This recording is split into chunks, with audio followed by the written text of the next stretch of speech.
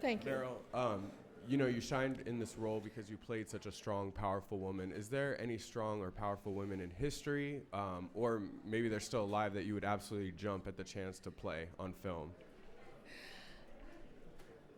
I don't know. I don't think about things that way. I think about each individual story, and if the story's interesting, it doesn't matter if it's a waitress or a queen. I'm not discriminating that way.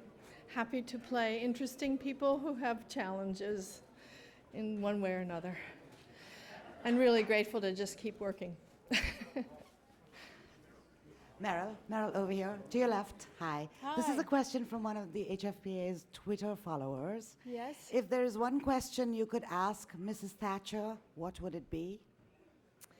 Well, I would be interested in what she thinks about how, well, this is sort of esoteric, but I'd be interested in what she thinks about Europe right now and the debt crisis, and whether her views about any of that have evolved, and because it's sort of interesting how it's coming to the same pass right at the moment. Be interested to know. Meryl, Meryl, in the back. Okay. First of all, congratulations. Thank you very much. So many remarkable roles over the years. How has this character inspired or affected you any differently than any other characters that you've done? Or, well, I'll let you answer. I think coming into this, I had a very reductive view of Margaret Thatcher. I sort of did what we all do to political leaders that we don't agree with. We sort of capitalize them and turn them into something more than human and less than human at the same time.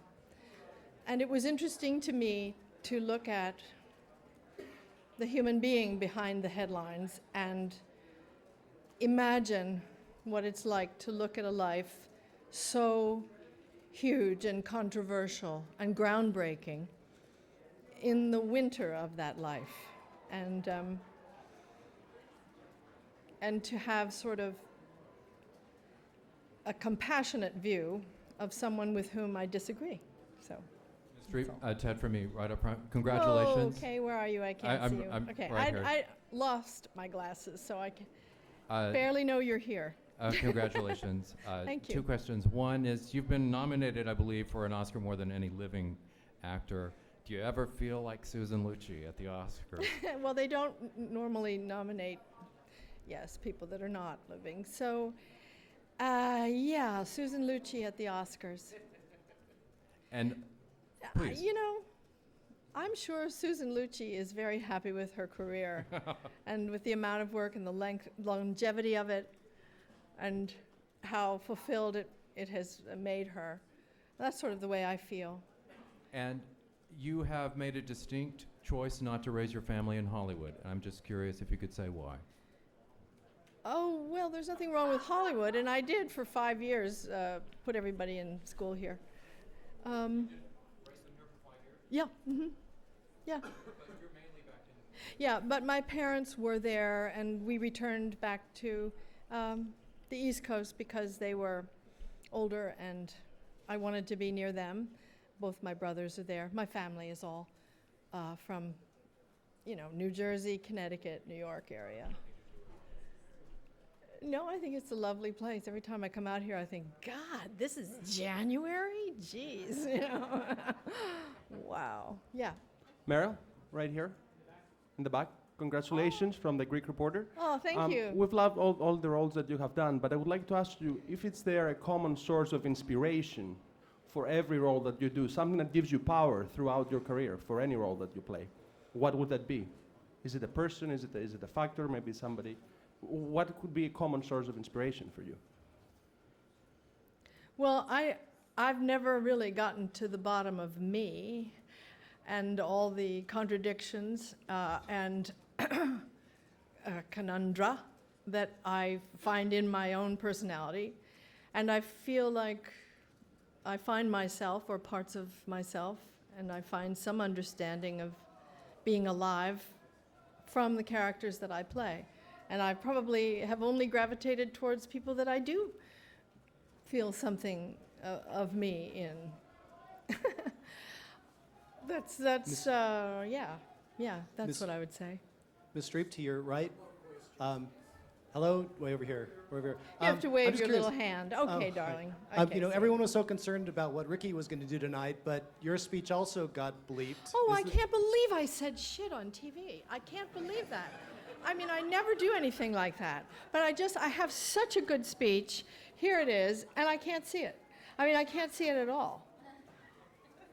I mean, even if you held it at the front row, I couldn't read it. So, because I left my glasses at the table. Does that just So- come with the territory of the Golden Globes? Would you like to hear it now? Yes. No. No.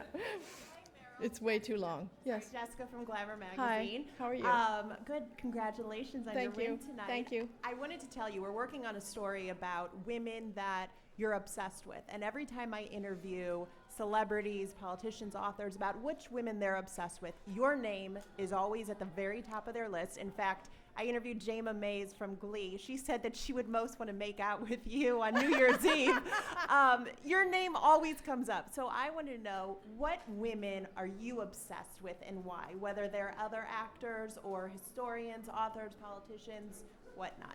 It's such a nice segue, that question, because I'm very interested in the stories of women and especially the unwritten history of women. And I'm trying to work very hard to get Congress to let us purchase land on the National Mall to build the first Women's National History Museum, something that we really should have. And should be the first in the world, and should celebrate the accomplishments of women that we don't know about. There are so many stories. I could go on for hours with the women that I've learned about through going on the website. That's nnationalwhm.org, nwhm.org. And yeah, so I would say right now, if you want to look them up, Elizabeth Freeman and Deborah Sampson. Study those two girls. Congrats, Okay, thank Meryl. you. Thank you very Con- much. Thank you. Sorry.